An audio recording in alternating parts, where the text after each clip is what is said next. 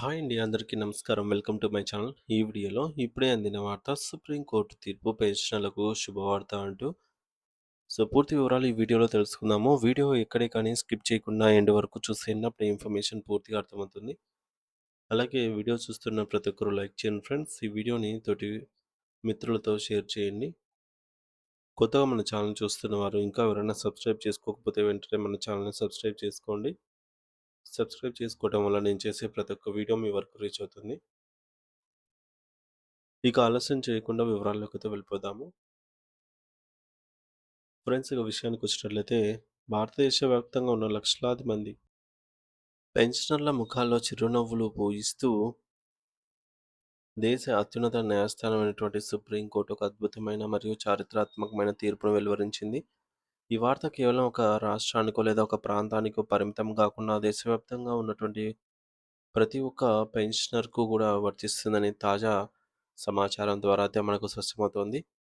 ప్రభుత్వం ప్రభుత్వ సర్వీస్‌లో ఉన్న ఉద్యోగులకు మరియు పదవీ విరమణ చేసినటువంటి పెన్షనర్లకు మధ్య ఉన్న ఒక పెద్ద ఆర్థిక వ్యత్యాసాన్ని తొలగిస్తూ కోర్టు తీసుకున్న ఈ యొక్క నిర్ణయం పెన్షనర్ల హక్కులను కాపాడే దిశగా ఒక గొప్ప అడుగుగా అయితే భావించవచ్చు.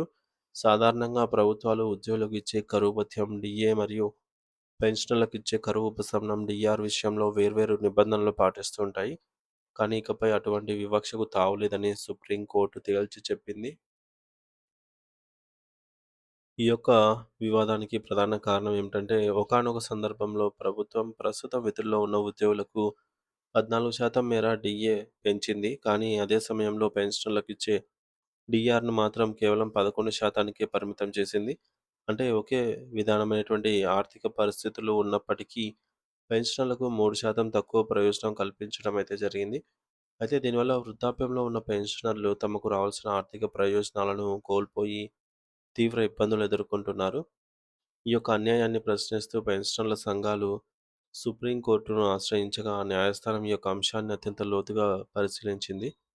విధుల్లో ఉన్న ఉద్యోగికి అయినా, పదవీ విరమణ చేసిన పెన్షనర్‌కైనా మార్కెట్‌లో పెరిగే ధరల ప్రభావం ద్రవ్యోల్బణం ఇన్ఫ్లేషన్ ఇద్దరికి పైన సమానంగానే ఉంటుందని కోర్టు అభిప్రాయపడింది.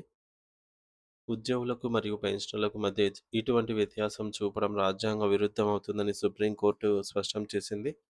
ముఖ్యంగా ఈ 2 చెల్లింపులు డీఏ మరియు డీఆర్‌లు చేసేటప్పుడు ప్రభుత్వం ఖచ్చితంగా సమానత్వ సూత్రాన్ని పాటించాలని, ఒకరికి ఎక్కువ ఇచ్చి మరొకరికి తక్కువ ఇవ్వటం న్యాయపరమైన సమస్యలకు దారితీస్తుందని హెచ్చరించింది. పెన్షనర్లు తమ జీవితాంతం ప్రభుత్వానికి సేవ చేశారని, వారికి వృద్ధాప్యంలో ఇచ్చే పెన్షన్ మరియు కరువు భత్యం అనేవి ప్రభుత్వం పెట్టే భిక్ష కాదని, అవి వారి చట్టబద్ధమైన హక్కులని కోర్టు గుర్తు చేసింది. ఈ తీర్పు ద్వారా సుప్రీంకోర్టు ఒక విషయాన్ని గట్టిగా చెప్పింది. ఉద్యోగులు మరియు పెన్షనర్లు ఇద్దరు కూడా ద్రవ్యోల్బణం వల్లే ఒకే రకమైన ఇబ్బందులను ఎదుర్కొంటూ ఉన్నారు. కాబట్టి వారికి ఇచ్చే ఆర్థిక వెసులుబాటు కూడా సమానంగానే ఉండాలి. మరి ఇప్పటివరకు ప్రభుత్వం ఆర్థిక పరిమితులను సాకుగా చూపి పెన్షనర్లకు తక్కువ డీఆర్ ఇస్తూ కాలయాపన చేసేది. కానీ ప్రస్తుత సుప్రీంకోర్టు తాజా ఆదేశాలతో ఆ పద్ధతికి పూర్తిగా స్వస్తి పలికినట్లే అయింది. అయితే ఇక నుంచి దేశవ్యాప్తంగా ప్రతి రాష్ట్రంలోనూ, ప్రతి ప్రభుత్వ విభాగంలోనూ ఉద్యోగులకు ఎంత శాతం డీఏ పెరుగుతుందో పెన్షనర్లకి కూడా అంతే డీఆర్ పెరగాల్సిందే. ఇది పెన్షనర్లకు కేవలం ఆర్థిక ప్రయోజనం మాత్రమే కాకుండా, సమాజంలో వారికి దక్కాల్సిన గౌరవాన్ని మరియు భద్రతను కూడా కల్పించినట్లయింది.